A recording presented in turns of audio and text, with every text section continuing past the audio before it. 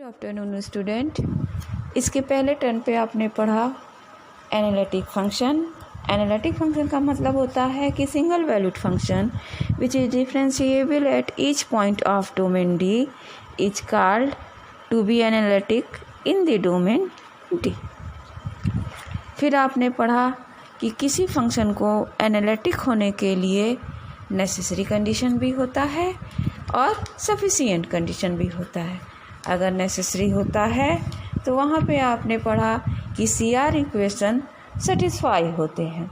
CR equation का मतलब होता है UX is equal to VY and VX is equal to -UY। इस पे कुछ प्रॉब्लम्स भी हमने कराए थे। आज भी कुछ एग्जाम्पल्स हैं जो आपको हम बता रहे हैं और जो आपके एग्ज़ाम्स में आए भी हुए हैं। पहला है, दिया हुआ है आपका FZ x cube y minus IX upon x to the power 6 plus y square. दिया हुआ है Z is not equal to 0 and F0 is equal to 0। आपको प्रूव करना है कि FZ minus F0 tending to 0 as Z tending to 0 along any radius vector but not Z tending to 0 is any manner that is f is not differentiable at Z is equal to 0। दिखाना है कि f आपका differentiable नहीं है 0 पे। Definition लगा दीजिए। f dash 0, f dash 0 का मतलब आप जानते हैं limit Z tending to 0 FZ minus F0 upon Z। Question में FZ की वैल्यू दी हुई है, पुट कर दीजिए। F0 की वैल्यू 0 है। सारी वैल्यू को आप पुट करेंगे, सॉल्व करेंगे तो आपको मिल जाएगा minus IX cube Y upon x का पावर 6 प्लस y। अब Z टेंडिंग टू 0 पे y की वैल्यू पे आप डिसाइड करेंगे कि आपको क्या मिलता है। तो पहला आपका होगा along the path. Along the path का मतलब कि आप रखेंगे y is equal to mx। जहाँ जहाँ आपका y है वहाँ वहाँ आप mx पुट कर देंगे, आपको वैल्यू 0 मिल जाएगी। नेक्स्ट पार्ट में आप करेंगे कि Z tending to 0 along the y is equal to x cube.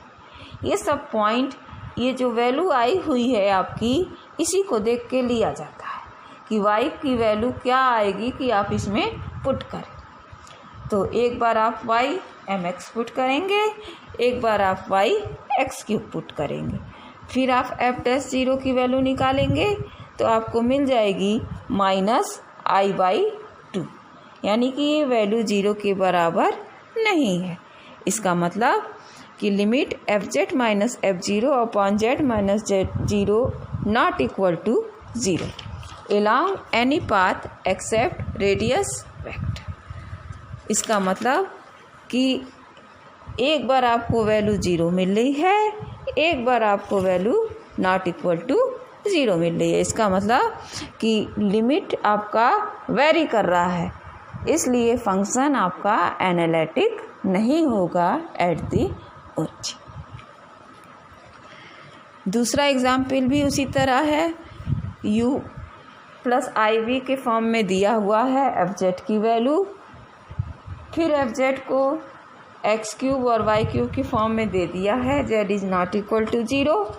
आपको दिखाना है कि ये CR इक्वेशन सेटिस्फाई कर रहा है, लेकिन f dash Z does not exist at Z is equal to 0, यानी डिफरेंशिएबल नहीं है। ये आप कर लीजिएगा, ये आपका होमवर्क है। ये हुबहू पहले वाले प्रश्न को देख के कर लीजिएगा।